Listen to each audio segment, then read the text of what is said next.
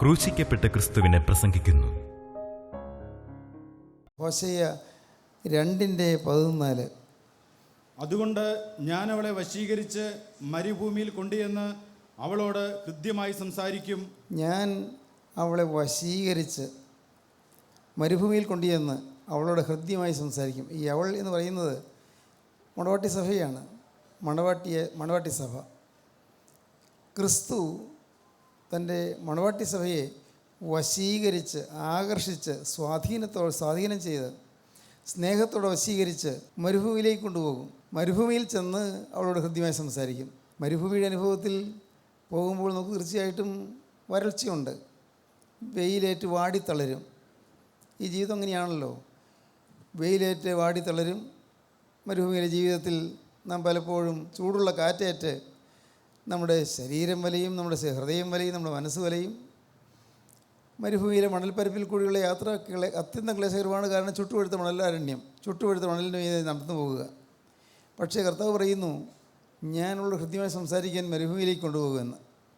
മരുഭൂമിയുടെ അനുഭവത്തിൽ നിന്ന് എത്തുക എന്ന് പറഞ്ഞാൽ നാം മനസ്സിലാക്കൂ, അത് നമ്മോട് ഹൃദ്യമായി കർത്താവ് സംസാരിക്കുന്ന സമയമാണ്. അനേകരും ഇന്ന് മരുഭൂമിയുടെ അനുഭവത്തിലാണ്. ദുരിതം പിടിച്ച ജീവിതം, എന്ത് യാതനാഭരിതമാണ് മനുഷ്യൻ്റെ ജീവിതം, എത്ര ക്ലേശകരമാണ്. ഓരോ ദിവസവും പുതിയ പുതിയ പ്രശ്നങ്ങളേറ്റ് വാടി തളർന്നാണ് നാം ഓരോരുത്തരും ജീവിക്കുന്നത്.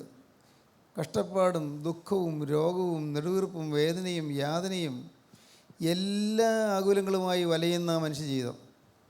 നാം എല്ലാവരും അങ്ങനെയാണ്, ഓരോ തരത്തിൽ. ചിലർക്ക് കൂടിയിരിക്കും, ചിലർക്ക് കുറഞ്ഞിരിക്കും. ഈ മരുഭൂമിയിലെ ജീവിതത്തിൽ നാം തളരരുത്, നിരാശപ്പെടരുത്. കാരണം അവിടെ വെച്ചാണ് കർത്താവ് നമ്മോട് സംസാരിക്കാൻ പോകുന്നത്. മരുഭൂമിയിലേക്ക് കൊണ്ടുപോയി കർത്താവ് നമ്മോട് സംസാരിക്കും. ഊഷരമായ മരുപ്പറമ്പിൽ കർത്താവായ യേശു ക്രിസ്തു നമ്മോട് സംസാരിക്കും. മരുഭൂമിയുടെ അനുഭവം നമുക്ക് ലഭിക്കുമ്പോൾ, കഷ്ടങ്ങൾ, നഷ്ടങ്ങൾ വരുമ്പോൾ, ആകുലങ്ങൾ, രോഗങ്ങൾ വരുമ്പോൾ, കുടുംബത്തിൽ കലഹവും പ്രയാസങ്ങളും നിരാശകരമായ സാഹചര്യങ്ങളും വരുമ്പോൾ, ആ മരുഭൂമിയുടെ അനുഭവത്തിൽ നിന്നുകൊണ്ട് കർത്താവ് നമ്മോട് സംസാരിക്കും, കർത്താവ് നമ്മോട് ഇടപെടും. അതൊരു വലിയ ഭാഗ്യമാണ്. കാരണം യേശു ക്രിസ്തുവിൻ്റെ തിരുസാന്നിധ്യം കിട്ടുവാൻ ഈ മരുഭൂമി നല്ലതാണ്. പറയാൻ എളുപ്പമാണെങ്കിലും എനിക്കറിയാം, ആ മരുഭൂമിയുടെ അനുഭവത്തിൽ വരുമ്പോൾ നമുക്ക് തീർച്ചയായിട്ടും ദുഃഖമുണ്ട്, പ്രയാസമുണ്ട്, വരൾച്ചയുണ്ട്, വേദനയുണ്ട്, പ്രയാസമുണ്ട്. പക്ഷേ ഈ മരുഭൂമിയിൽ കൊണ്ടുചെന്ന് നമ്മോട് സംസാരിക്കും. മരുഭൂമിയിൽ പ്രയാസമേറിയ സാഹചര്യത്തിൽ, ദുരിതപൂരിതമായ സാഹചര്യത്തിൽ ക്രിസ്തു നമ്മോട് സംസാരിക്കും. അതാണ് ഇവിടെ പറഞ്ഞത്, ഞാൻ അവളെ വശീകരിച്ച് മരുഭൂമിയിൽ കൊണ്ടുചെന്ന് അവളോട് ഹൃദ്യമായി സംസാരിക്കും. വശീകരിച്ച് കൊണ്ടുപോവുകയാണ്. വശീകരിച്ച് പൂർവ്വ പുണ്യപിതാക്കന്മാർ പാടി, എന്നെ മയക്കി നിൻ നല്ല സൗന്ദര്യ ആശ്ചര്യങ്ങൾ. നിൻ്റെ നല്ല ആശ്ചര്യകരമായ സൗന്ദര്യം എന്നെ മയക്കി, എന്നെ വശീകരിച്ചു. എന്നെ കർത്താവായ യേശുവേ, നിൻ്റെ അത്ഭുത സ്നേഹമാകുന്ന ആ സൗന്ദര്യം എന്നെ വശീകരിച്ചു. മരുഭൂമിയിലേക്ക് എന്നെ കൊണ്ടുവരുന്നു. കർത്താവ് വശീകരിച്ച് കൊണ്ടുവരികയാണ്. ആ ഗീതം മനോഹരമായൊരു ഗീതമാണ്, നിങ്ങൾക്കൊരുപക്ഷെ അറിയാമായിരിക്കും. നിൻമുറിവുകളിൽ നിന്നേറ്റോൻ മണമെന്നാഥ, നിന്നതരങ്ങളഹോ പട്ടിൻ മോലോടൊത്തുള്ളു കാൺമാൻ വന്നോ എന്നെ പടർച്ചൂറ്റി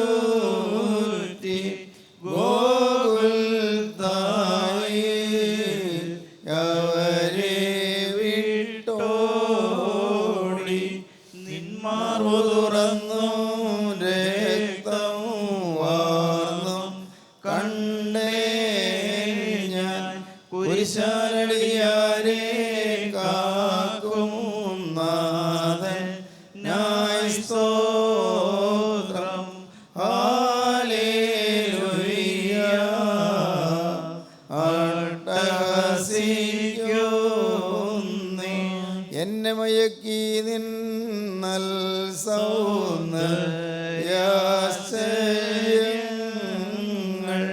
നിൻ സ്തുതി പാടാൻ സ്വരമിവരില്ലോന്നും. വളരെ മനോഹരമായ ഗീതമാണ്, വളരെ മനോഹരമായ ഗീതം. കർത്താവേ, നീ എന്നെ വശീകരിച്ചത് എങ്ങനെയാണ്? നിൻ്റെ തിരുമുറിവുകളിൽ നിന്ന് ഉതിർന്നു വന്നതായ ആ മൂറോൻ്റെ നർമ്മണം, പരിശുദ്ധാത്മാവിൻ്റെ സുഗന്ധം എന്നെ വശീകരിച്ചു. നിൻ്റെ തിരുമുറിവുകളിൽ നിന്ന് പരിശുദ്ധാത്മാവിൻ്റെ സുഗന്ധമാണ് എനിക്ക് കിട്ടിയത്. ഗോകുൽത്തായിൽ 3 ആണികൾ നീ തൂങ്ങിക്കിടന്നപ്പോൾ നിൻ്റെ ശരീരത്തിലുള്ളതായ ആ 5 മുറിവുകളിൽ നിന്ന് എനിക്ക് മൂറോൻ്റെ നർമ്മണം ലഭിച്ചു, പരിശുദ്ധാത്മാവിൻ്റെ സുഗന്ധം ലഭിച്ചു. പിതാക്കന്മാർ അങ്ങനെയാണ് പാടുന്നത്. വളരെ അർത്ഥവത്തായ പാട്ടാണ്. ഞാൻ ആ സുഗന്ധം എവിടെ നിന്നാണ് വരുന്നത് അറിയാനായിട്ട് ഞാൻ ഓടി. കാരണം എന്നെ വശീകരിച്ചു പോയി, എന്നെ വല്ലാതെ ആകർഷിച്ചു പോയി. എവിടെ നിന്നാണ് ഈ സുഗന്ധം വരുന്നത്, അതിൻ്റെ ഉറവിടം എവിടെയാണ്, അതറിയാനായിട്ട് ഞാൻ ഓടിയപ്പോൾ ചില ഭടന്മാർ എന്നെ തടഞ്ഞു. നീ എന്ത് മണ്ടത്തിനാണ് കാണിക്കുന്നത്? മൂറോനെന്നും നറുമണമെന്നൊക്കെ ആയിട്ട് ഓടാനേ ഉള്ളൂ നീ? ഇതൊക്കെ വെറും ഭാവനയല്ലേ, തോന്നലല്ലേ, ഇതൊന്നും വലിയ കാര്യമൊന്നുമില്ല, അതിൻ്റെ പിഴയൊന്നും പോകണ്ട എന്ന് പറഞ്ഞ് ചിലരെന്നെ തടഞ്ഞു. പക്ഷേ എന്നെ വശീകരിച്ചത് ആ സ്നേഹമായിരുന്നു, ക്രൂശിലെ സ്നേഹമായിരുന്നു. യേശുക്രിസ്തുവിൻ്റെ തിരുമുറിവുകളായിരുന്നു എന്നെ വശീകരിച്ചത്. ആ തിരുമുറികളിൽ നിന്ന് വന്ന തിരുരക്തത്തിൻ്റെ ആ സുഗന്ധം, പരിശുദ്ധാത്മാവിൻ്റെ സുഗന്ധം എന്നെ വശീകരിച്ചു. അതുകൊണ്ട് ഞാൻ അവരെ വിട്ട് ഓടി. എത്തിയത് ഗോകുൽത്തായിലാണ്. സുഗന്ധത്തിൻ്റെ ഉറവിടം തേടി ഓടി ഞാൻ ഗോകുൽത്താ കുരിശിൻ്റെ ചുവട്ടിലെത്തി. അവിടെ ചെന്നപ്പോൾ ഞാൻ കണ്ടു, തിരുമാറു തുറന്നും തിരക്തം വാർന്നു കിടക്കുന്ന രക്ഷകനെ ഞാൻ കണ്ടു. തിരുമാറു തുറന്നും തിരക്തം വാർന്നു കിടക്കുന്നു. ഞാൻ അവിടെ നിന്നുകൊണ്ട് കുരിശാൽ അടിയാരെ കാക്കുന്ന നാഥനായി സ്തോത്രമെന്ന്, ഹല്ലേലൂയ എന്ന് ഞാൻ അട്ടഹസിച്ചു. ദൈവത്തിന് സ്തോത്രം. നിൻമുറിവുകളിൽ നിന്നേറ്റേൻ മോറോൻ മണമെന്നാഥ, നിന്നതരങ്ങളോ പട്ടിന്നോലോടൊത്തുള്ളു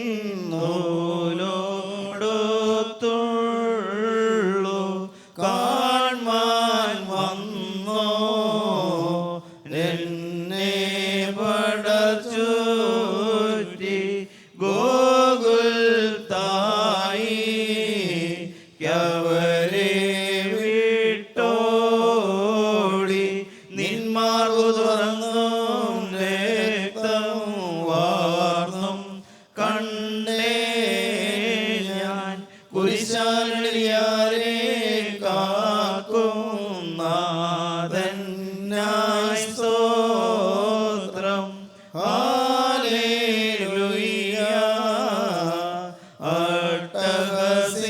അട്ടഹസിക്കുന്നേ. എന്നെ മയക്കി നിന്നൽ സൗന്ദര്യാശ്ചര്യങ്ങൾ നിൻ സ്തുതി ദൈവസുതാ പാടാൻ സ്വരമിവനില്ലോ. നിന്റെ നല്ല സൗന്ദര്യം, ആശ്ചര്യകരമായ സൗന്ദര്യം എന്നെ മയക്കി എന്നെ വശീകരിച്ചു. ഞാൻ അവളെ വശീകരിച്ച് മരുഭൂമിയിൽ കൊണ്ടുചെന്ന് അവളോട് ഹൃദ്യമായി സംസാരിക്കും. പ്രിയപ്പെട്ടവരെ, മരുഭൂമിയാണ്, വരൾച്ചയാണ്, ഊഷരമായ മണലാരണ്യമാണ്, കഠിനമായ വെയിലാണ്, തണലില്ല, ഒരു വെള്ളം കിട്ടാനില്ല. അങ്ങനെയുള്ള മരുഭൂമിയിൽ, സാധാരണഗതിയിൽ വരണ്ടുണങ്ങിയ മരുഭൂമിയിൽ, പ്രയാസമേറിയ മരുഭൂമിയിൽ ക്രിസ്തു നമ്മെ കൊണ്ടുചെന്ന് നമ്മോട് ഹൃദ്യമായി സംസാരിക്കും. മരുഭൂമിയിൽ എത്തിച്ചേർന്നാൽ ക്രിസ്തുവിൻ്റെ സ്വരം കേൾക്കാം. കഷ്ടതയുടെ മധ്യത്തിൽ ക്രിസ്തുവിൻ്റെ ആലോചന കേൾക്കാം. ദുരിതത്തിൻ്റെ മധ്യത്തിൽ ക്രിസ്തുവിന് നമ്മൾ അറിയിക്കാനുള്ളതായ കാര്യങ്ങൾ കേൾക്കാം. യാതനാഭരിതമായ ഈ ജീവിതത്തിൽ നാം കഷ്ടപ്പെട്ട് വലയുമ്പോൾ ഒന്ന് ഓർക്കൂ, ഇത് എനിക്ക് ദൈവം അനുവദിച്ചത് ക്രിസ്തുവിൻ്റെ സ്വരം കേൾക്കാനാണ്. ക്രിസ്തുവിൻ്റെ സ്വരം കേൾക്കാനാണ്, ക്രിസ്തുവിൻ്റെ ഇംഗിതം അറിയാനാണ്, അവൻ്റെ ആഗ്രഹം അറിയാനാണ്. എന്നെക്കുറിച്ചുള്ള ക്രിസ്തുവിൻ്റെ പദ്ധതി എന്തായെന്ന് അറിയാനായിട്ട് എന്നെ കൊണ്ടുപോയിരിക്കുകയാണ്. മരുഭൂമിയിൽ ഹൃദ്യമായി സംസാരിക്കും. മരുഭൂമിയുടെ വരണ്ട അനുഭവത്തിൽ കഴിയുന്നവരുണ്ടോ? മരുഭൂമിയുടെ വരണ്ട അനുഭവം പ്രയാസമാണ്. ഭയങ്കരമായ ഉഷ്ണക്കാറ്റ്, ചുട്ടുപഴുത്ത മണലരണ്യം. ഈ ഉഷ്ണക്കാറ്റ് വന്ന് ദേഹത്തെ ഏശുമ്പോൾ ശരീരത്തിൽ അവിടെ തിണർത്ത് പൊങ്ങും, പൊള്ളുന്നത് പോലെ, കരുവാളിക്കുന്നത് പോലൊക്കെ വരും. മരുഭൂമിയാണ്. എന്നാൽ അങ്ങനെയുള്ള മരുഭൂമിയുടെ ജീവിതത്തിൽ നാം പലരും അങ്ങനെയാണ് പോകുന്നത്. മരുഭൂമി ചിലപ്പോൾ കഠിനമായ രോഗമായിരിക്കാം, അല്ലെങ്കിൽ ബിസിനസ്സിലെ ഭയാനകമായ നഷ്ടമായിരിക്കാം, അല്ലെങ്കിൽ വലിയ കടത്തിൻ്റെ കെടുതിയായിരിക്കാം, അതല്ലെങ്കിൽ വീട്ടിൽ തന്നെ കുടുംബത്തിൽ ഇഷ്ടക്കേടും മുഷിച്ചിലും വന്ന് പരസ്പരമുള്ള സ്പർദ്ധയോ വൈരാഗ്യമോ വൈരുദ്ധ്യമോ ആയിരിക്കാം. സഹോദരങ്ങൾ തമ്മിൽ തീരെ ഇഷ്ടമില്ലാത്ത ചില ഭവനങ്ങളുണ്ട്, അങ്ങനെയുള്ള പ്രയാസങ്ങളായിരിക്കാം. ചിലപ്പോൾ ഭാര്യയും ഭർത്താവും തമ്മിൽ ഇണക്കമില്ലാതെ, പരസ്പരം സ്നേഹമില്ലാതെ, ഐക്യമില്ലാതെ, ഒരു മനസ്സായി നിൽക്കാൻ പറ്റാതെ പലപ്പോഴും വൈരുദ്ധ്യം ഉണ്ടാകുന്ന എത്രയും ഹീനമായ എത്രയും വേദനാകരമായ അനുഭവത്തിൽ കൂടെ കടന്നു പോവുകയായിരിക്കാം മരുഭൂമി. ഇങ്ങനെയുള്ള മരുഭൂമി വരുമ്പോൾ ഓർത്തുകൊള്ളണം, ഇപ്പോൾ കർത്താവ് എന്നോട് ഹൃദ്യമായി സംസാരിക്കും. ഞാൻ ഒറ്റയ്ക്ക് ഈ മരുഭൂമിയിൽ കൂടി പോകുമ്പോൾ എൻ്റെ കർത്താവ് എന്നോട് സംസാരിക്കും. ഇനി കർത്താവിൻ്റെ സ്വരം കേൾക്കാം. മരുഭൂമിയിലായിട്ട് ആരുമില്ല, മരുഭൂമിയിൽ ആരുമില്ല, നിർജ്ജനമായി മരുഭൂമി. ഒരു നടന്നു നീങ്ങിയ വഴി പോലും കാണാനില്ല, നടന്ന് വഴിയില്ല. മുന്നോട്ട് എങ്ങനെയാണ് പോകേണ്ടതെന്ന് അറിയാൻ പാടില്ല, എവിടെ എത്തുന്നതെന്ന് അറിയാൻ പാടില്ല. മരുഭൂമി. ദൈവത്തിന് സ്തോത്രം. പ്രിയപ്പെട്ടവരെ, ഇന്ന് ജീവിതത്തിലെ ഏതെങ്കിലും യാതനകളിലോ കഷ്ടങ്ങളിലോ ദുരിതങ്ങളിലോ പെട്ട് വലയുന്നവരുണ്ടെങ്കിൽ നിങ്ങൾ കേൾക്കൂ, നിങ്ങൾക്ക് ഇത് ക്രിസ്തു നിങ്ങളോട് സംസാരിക്കുന്ന അവസരമാണ്. ക്രിസ്തു നിങ്ങൾക്ക് ആശ്വാസം തരുന്ന അവസരമാണ്. ആശ്വാസത്തിനായി ഭൂമിയിൽ ആരുമില്ലായിരിക്കും. ഒരുപക്ഷേ നിങ്ങളുടെ അപ്പൻ നിങ്ങൾക്ക് ആശ്വാസം തരുന്നില്ലായിരിക്കാം. അപ്പൻ ഭയങ്കരമായി മദ്യപാനിയാണെങ്കിൽ മക്കൾക്ക് എന്താ ആശ്വാസം? പ്രയാസമല്ലേ? മക്കൾക്ക് എന്തൊരു വേദനയാണ്. മദ്യത്തിൻ്റെ അടിമയായി അപ്പം തീർന്ന് എല്ലാം നശിപ്പിച്ചുകൊണ്ടിരിക്കുമ്പോൾ, എല്ലാം തീർത്ത് വിറ്റ് കുടിച്ച് മുടിച്ച് കഴിയുമ്പോൾ മക്കൾ ദുരിതം അനുഭവിക്കുന്നു, വേദനാകരമാണ്. പക്ഷേ ആ അനുഭവം അത് ചിലപ്പോൾ നമുക്ക് താങ്ങാൻ വയ്യാത്ത അനുഭവമായിരിക്കും. എങ്കിൽ പോലും ക്രിസ്തു നമ്മോട് സംസാരിക്കും. ക്രിസ്തുവിൻ്റെ സ്വരം നമുക്ക് കേൾക്കാൻ സാധിക്കും. ദൈവത്തിന് സ്തോത്രം. ക്രിസ്തുവിൻ്റെ ശബ്ദം നമുക്ക് കേൾക്കാൻ സാധിക്കും. മരുഭൂമിയിൽ ഏകാന്ത രാവുകളിൽ, ആരോരും നമുക്ക് താങ്ങില്ലാത്ത രാവുകളിൽ, ആരും നമ്മിൽ നിന്ന് നല്ല വാക്ക് പറയാൻ പോലും ആരും ഇല്ലാത്ത ദേശത്ത്, ആരും നമ്മളൊരു അനുഭവം കാണിക്കാനില്ല. എല്ലാവരും നമ്മെ തെറ്റിദ്ധരിക്കുകയോ വെറുക്കുകയോ പകയ്ക്കുകയോ ചെയ്യും. പക്ഷേ അവിടെ നമുക്ക് ഒരാശ്വാസം തരും. ആര്? ക്രിസ്തു തരും. എത്രയെത്ര പ്രതിസന്ധികളിലൂടെയാണ് നാം ഓരോരുത്തരും കടന്നു പോകുന്നത്. ഓരോ ദിവസവും യാതനാഭരിതമായ ജീവിതമല്ലേ നാം നയിക്കുന്നത്. ഓർത്ത് നോക്കൂ, ഇല്ലേ? കഷ്ടപ്പാടല്ലേ? ഏറ്റവും വലിയ കഷ്ടപ്പാടിൽ കൂടി പോകുമ്പോൾ അപ്പോൾ ഓർത്തുകൊള്ളണം, ഇത് എനിക്ക് കിട്ടിയ സുവർണാവസരമാണ്. എൻ്റെ കർത്താവ് എന്നോട് ഹൃദ്യമായി സംസാരിക്കുന്ന അവസരമാണ് എന്ന്. ഞാനവളെ വശീകരിച്ച് മരുഭൂമിയിൽ ചെന്നവളോട് ഹൃദ്യമായി സംസാരിക്കും. ഹാഗാറിൻ്റെ ജീവിതം മരുഭൂമിയിലെ കഷ്ടപ്പെട്ടുള്ള യാത്രയായിരുന്നു. ഹാഗാർ ആരാണ്? ഈ ഹാഗാർ അത് കഴിഞ്ഞ പ്രാവശ്യം പറഞ്ഞത് നിങ്ങൾ ഓർക്കുമായിരിക്കും. അബ്രഹാമിൻ്റെ ഭാര്യയായ സാറായുടെ ദാസിയാണ് ഹാഗാർ. അബ്രഹാമിൻ്റെ ജീവിതത്തിൽ വന്നുപോയ ഒരു വലിയൊരു അനർത്ഥമായിപ്പോയി. അത് മിസ്രൈമിലേക്ക് പോയി തിരിച്ചു പോന്നപ്പോൾ മിസ്രൈമിൽ നിന്നൊരു ദാസിയെ കൂടി കൊണ്ടുവന്നു. സാറ പറഞ്ഞു കാണും, ഈ പെൺകുട്ടി കൊള്ളാമല്ലോ, നല്ല അനുസരണമുള്ള കുട്ടിയായിട്ട് തോന്നുന്നു. ഈ മിസ്രൈമർ പൊതുവേ നമുക്ക് സ്വീകാര്യരല്ലെങ്കിലും ഇവളെ കണ്ടിട്ട് കൊള്ളാമെന്ന് തോന്നുന്നു. ഇവിടെ അന്യജാതിക്കാരിയാണ്, സാരമില്ല. എന്നാലും നമുക്ക് പോകുമ്പോൾ ഇവിടെ കൂടി കൊണ്ടുപോയാൽ നമുക്കൊരു തുണയാകുമല്ലോ. അടുക്കളയിലെ കാര്യങ്ങൾ നോക്കാനും എല്ലാമായിട്ട് ഒരു വീട് തുടയ്ക്കാനും മുറ്റം അടിക്കാനും പാത്രം കഴുകാനൊക്കെ ഒരാൾ വേണമല്ലോ. ഞാൻ തന്നെ എത്ര നാളാണ് കഷ്ടപ്പെടുന്നത്. ഒരു കാര്യം ചെയ്യാൻ നമുക്ക് ഇവളെയും കൊണ്ടുപോയാലോ? സാറ അബ്രഹാമിനോട് ആലോചന പറഞ്ഞു. അബ്രഹാം മറ്റൊന്നും ചിന്തിച്ചില്ല. ശരി, നിൻ്റെ ഇഷ്ടം പോലെയാകട്ടെ. അങ്ങനെ ഈജിപ്തിൽ നിന്ന് പലസ്തീനിലേക്ക്, കനാനിലേക്ക് തിരികെ പോകുമ്പോൾ ആ യാത്രയിൽ അവർ കൂടെ കൊണ്ടുവന്നു ഹാഗാറിനെ കൂടി, ദാസിയായ ഹാഗാറിനെ കൂടി. ദൈവത്തിന് സ്തോത്രം. പ്രിയപ്പെട്ടവരെ, ഹാഗാർ നല്ല അനുസരണമുള്ള ഒരു പെൺകുട്ടിയായിരുന്നു. നല്ല വിവേകമുള്ള വകതിരിവുള്ള കുട്ടിയായിരുന്നു. എളിമയുള്ള കുട്ടിയായിരുന്നു. നല്ലതാണ്. അങ്ങനെയുള്ള വേലക്കാരെ കിട്ടുന്നത് ഭാഗ്യമാണ്. നല്ല വിനയമുള്ളൊരു കുട്ടി, സൗശീല്യമുള്ളൊരു കുട്ടി. സാറയ്ക്കുള്ള രക്ഷപ്പെട്ടു. അബ്രഹാമിനും തിരക്കേടില്ലെന്ന് തോന്നി. പക്ഷേ ഒരു ദിവസം സാറ അബ്രഹാമിനോട് ഒരു ആലോചന പറഞ്ഞു. നമുക്കിപ്പോൾ എത്ര വയസ്സായി? അബ്രഹാം പറഞ്ഞു, എനിക്ക് ഇപ്പോൾ 85 വയസ്സായി. 10 വർഷം മുമ്പ് നിങ്ങൾക്ക് ദൈവം തന്ന ഒരു വാഗ്ദത്തം നിങ്ങൾ ഓർക്കുന്നുണ്ടോ? അതോർക്കുന്നുണ്ട്. അല്ല, നിനക്ക് ഒരു സന്തതി ഉണ്ടാകുമെന്ന് ദൈവം ഒരു വാഗ്ദത്തം തന്നില്ലേ? ഇപ്പം അറിയാമല്ലോ, ദൈവം തന്ന വാഗ്ദത്തം നിശ്ചയമായിട്ട് നിറവേറും. പക്ഷേ ദൈവം തന്ന വാഗ്ദത്തം നിറവേറുമെങ്കിലും ഈ എൻ്റെ ജീവിതത്തിൽ എനിക്ക് ഒരു ബുദ്ധി തോന്നുകയാണ്, ഞാൻ ഏതായാലും ഇത്രയും വർഷങ്ങളായിട്ടും ഒരു മകനെ പ്രസവിക്കാൻ പറ്റിയില്ല, ഒരു സന്തതിയില്ല, അതിനുള്ള സാധ്യതയില്ല. എന്നാൽ ഒരു കാര്യം ചെയ്യാം, ഈ ദാസിയെ നീ ഭാര്യയായിട്ട് എടുത്തോളൂ, അവളിൽ നിന്നൊരു പുത്രനുണ്ടാകട്ടെ, അങ്ങനെ ദൈവത്തിൻ്റെ വാഗ്ദത്തം നിറവേറട്ടെ. ദൈവത്തെ സഹായിക്കാൻ സാറ ഉപദേശിച്ചു. എന്താണ്? ദൈവത്തിന് വചനം നിറവേറ്റാൻ സാറ അബ്രഹാമിനെ ഉപദേശിച്ചു. കഷ്ടമായിപ്പോയി, അബദ്ധമായിപ്പോയി. അബ്രഹാം പാവം, അബ്രഹാം അത്രയും ചിന്തിച്ചില്ല. അപകടമാണ് ചിന്തിച്ചില്ല, അപകടം പതിയിരിക്കുന്നത് ചിന്തിച്ചില്ല. നൂറ്റാണ്ടുകൾ പകരുന്ന ഭയാനകമായ വിപത്താണ് ഇവിടെ തുടങ്ങുന്നതെന്ന് അബ്രഹാം മനസ്സിലാക്കിയില്ല. വിശ്വാസിയായ അബ്രഹാമിന് തെറ്റുപറ്റിപ്പോയി.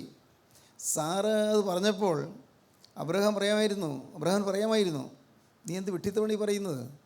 ഞാൻ എൻ്റെ ദാസിയെ ഭാര്യയായിട്ട് എടുക്കുകയോ? എന്താണ് ഈ പറയുന്നത്? ഞാൻ അത്രയും നിസ്സാരനായി പോകുമെന്നാണോ നിൻ്റെ വിചാരം? പറയാമായിരുന്നു. ഞാൻ ദൈവത്തോട് ഉടമ്പടി ചെയ്ത മനുഷ്യനല്ലേ, ദൈവസന്നിധിയിൽ വാക്ക് പറഞ്ഞ മനുഷ്യനല്ലേ. ഞാനവിടെ നിന്ന് ഹാരാനിൽ നിന്ന് വിഗ്രഹാരാധികളുടെ ഇടയിൽ നിന്ന് ഞാൻ പുറപ്പെട്ടപ്പോൾ അന്ന് ദൈവത്തോട് വാക്ക് പറഞ്ഞിട്ടല്ലേ ഞാൻ പോകുന്നത്. ഭൂമിയിലെ മനുഷ്യരോടും അല്ലല്ലോ ഞാൻ വാക്ക് പറഞ്ഞത്. നീ എന്താണ് ഇങ്ങനെ പറയുന്നത്? വേണമെങ്കിൽ പറയാമായിരുന്നു, അബ്രഹാമിന് പറയാമായിരുന്നു. പക്ഷേ അബ്രഹാമിൻ്റെ ജീവിതത്തിൽ ഒരു വീക്ക് പോയിൻ്റ് ആയിപ്പോയി. അത് ഒരു ബലഹീനവശമായിപ്പോയി, വീക്ക് പോയിൻ്റ്. അബ്രഹാം ഈ ദാസിയെ ഭാര്യയായിട്ടെടുത്തു. അവൾ ഗർഭിണിയായി, ഹാഗാർ ഗർഭിണിയായി എന്ന് കണ്ടപ്പോഴേക്കും അവൾ ഇത്തിരി ഗൗരവമായിട്ടൊക്കെ പെരുമാറാൻ തുടങ്ങി. സാറയെ അത്ര ഗവനിക്കുന്നില്ല. സാറ യജമാനത്തിയാണ്. പക്ഷേ അവൾക്കറിയാം അവൾ അബ്രഹാമിൻ്റെ കിടപ്പറയിൽ അബ്രഹാമിൻ്റെ ഭാര്യയായിട്ട് കഴിയുകയാണ്. അപ്പോൾ സാക്ഷാൽ ഭാര്യയായ സാറായെ ഈ ഹാഗാർ ഗവനിച്ചില്ല, മാനിച്ചില്ല, ആദരിച്ചില്ല, അനുസരിച്ചുമില്ല. കാര്യം ഇമോഷണലായിപ്പോയി, പ്രയാസമായി. കുടുംബം കലങ്ങി. വിശ്വാസികൾ പിതാവായി അബ്രഹാമിൻ്റെ കുടുംബം കലങ്ങി. അങ്ങനെ വരും, കുടുംബം കലങ്ങും. കുടുംബം കലങ്ങരുത്, നമ്മുടെ കുടുംബങ്ങൾ കലങ്ങാനിട വരരുത് ഒരിക്കലും. എന്ത് വന്നാലും ശരി കുടുംബം കലങ്ങരുത്. ഭാര്യയും ഭർത്താവും ഒരു ഹൃദയമായിരിക്കണം തീർച്ചയായിട്ടും. എന്തെല്ലാം നഷ്ടം വന്നാലും ശരി, നിങ്ങൾക്ക് നിങ്ങളുടെ ജീവിതത്തിൽ അനർത്ഥം വരാൻ നിങ്ങൾ സമ്മതിക്കരുത് ഒരു കാരണവശാലും. ഏതൊരു കാര്യം വന്നാലും ഉടനെ ദൈവത്തിരുവന്തേക്ക് നോക്കണം. കർത്താവ്, ഞാൻ എന്ത് വേണ്ടു, എങ്ങനെയാണ് വേണ്ടത്, എന്താണ് ഞാൻ ചെയ്യേണ്ടത്? ദൈവത്തിൽ നിന്ന് ഒരു അശരീര ശബ്ദം കേൾക്കുമെന്ന് ഞാൻ പറയില്ല. ദൈവം നിങ്ങളോട് നേരിട്ട് വന്ന് സംസാരിക്കുമെന്ന് ഞാൻ പറയില്ല. പക്ഷേ ഒരു വിനയമുള്ള മനസ്സുണ്ടെങ്കിൽ, ഒരു വിനയമുള്ള ഹൃദയം ഉണ്ടെങ്കിൽ, കർത്താവ്, ഞാൻ ഈ ഒരു പ്രതിസന്ധി ഘട്ടത്തിൽ ഞാൻ എന്താ ചെയ്യേണ്ടത് ചോദിക്കാം. ദൈവത്തിൽ നിന്ന് യാചിക്കാം, ഉപവാസത്തോടുകൂടി പ്രാർത്ഥിക്കാം. കർത്താവ് നേർവഴിയിൽ നടത്തും. പക്ഷേ ഈ ഹാഗാർ അബ്രഹാമിൻ്റെ ഭാര്യയെ പോലെ പെരുമാറിയപ്പോൾ സാറ വിഷമിച്ചു.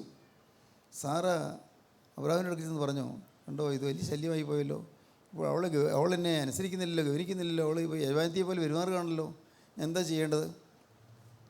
അബ്രഹാം പറഞ്ഞു, നിനക്കൊരു കാര്യം ചെയ്യാം, അവൾ നിൻ്റെ ദാസിയല്ലേ, പറഞ്ഞുവിട്, അവളെ ഇവിടെ നിന്ന് പറഞ്ഞുവിട്.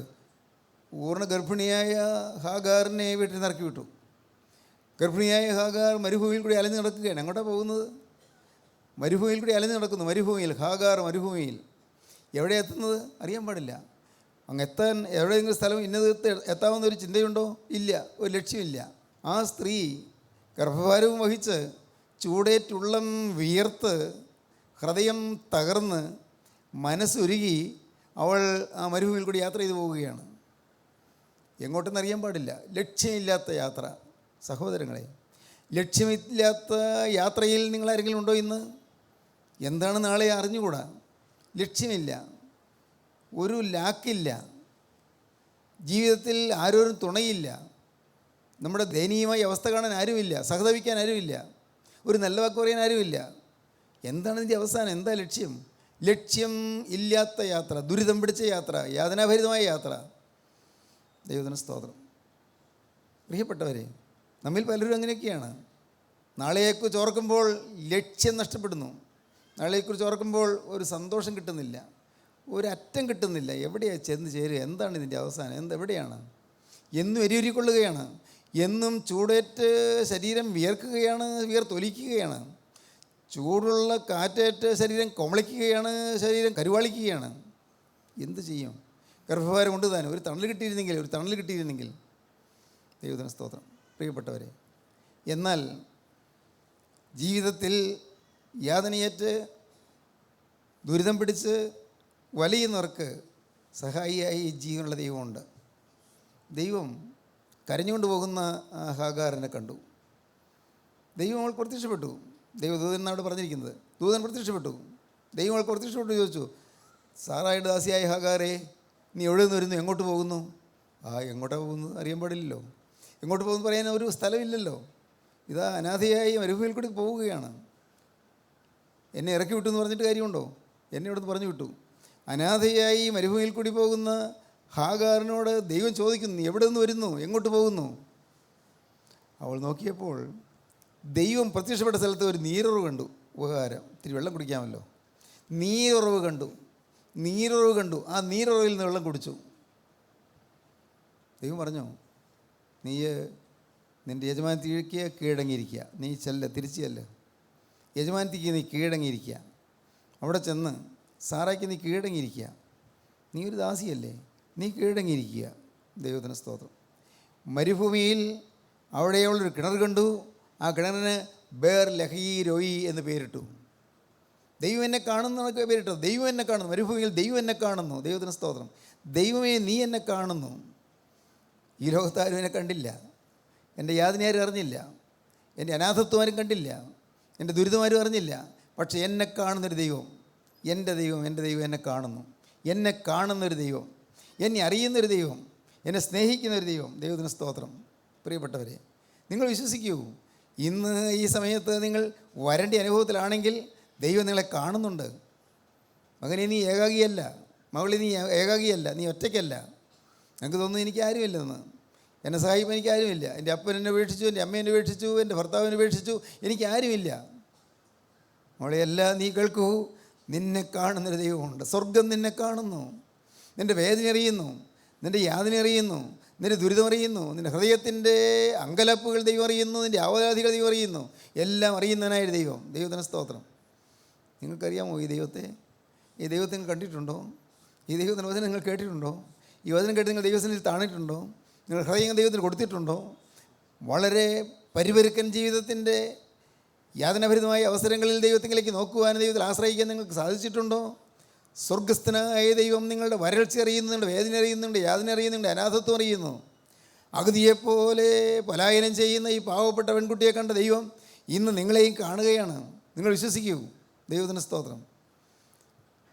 ഹാഗാർ മരുഭൂമിയിൽ ദൈവത്തിൻ്റെ വചനം കേട്ടു. ഹാഗാർ മരുഭൂമിയിൽ ദൈവത്തിൻ്റെ ശബ്ദം കേട്ടു.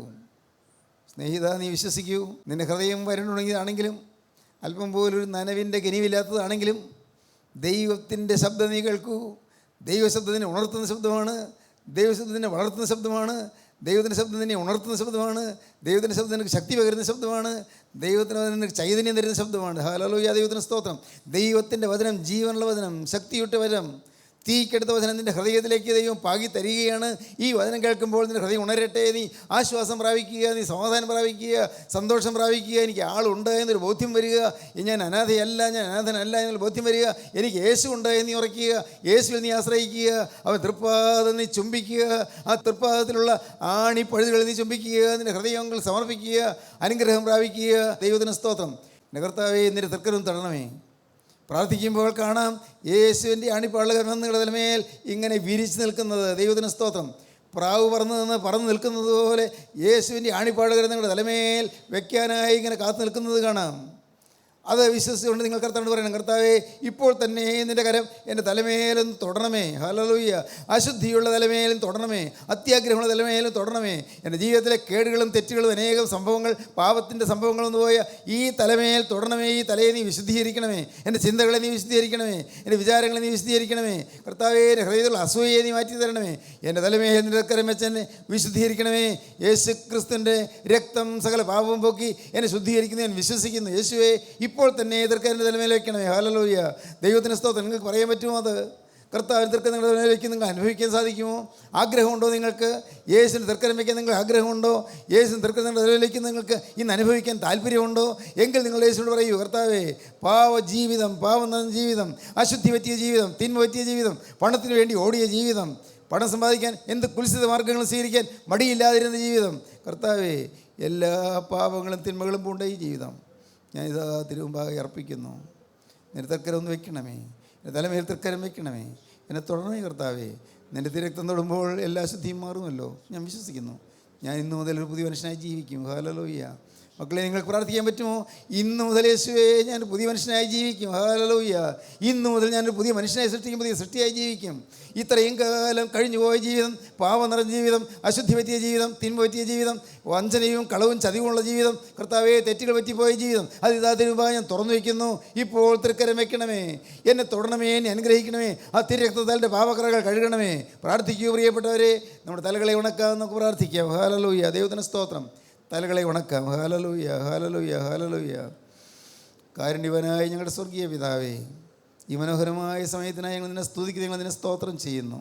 അപ്പോൾ ഈ മക്കളോടൊന്ന് ഇടപെട്ടതിനായി നന്ദിയോടെ സ്തോത്രം. അവിടുത്തെ കൃപയുടെ വചനം ഞങ്ങൾക്ക് തന്നതിനായി നന്ദിയോടെ സ്തോത്രം. ജീവിതത്തിൽ ക്ലേശിച്ച് ഓടി തളർന്നവരായി ഞങ്ങളെ അവിടെ സന്ദർശിക്കുന്നതിനായി നന്ദിയോടെ സ്തോത്രം.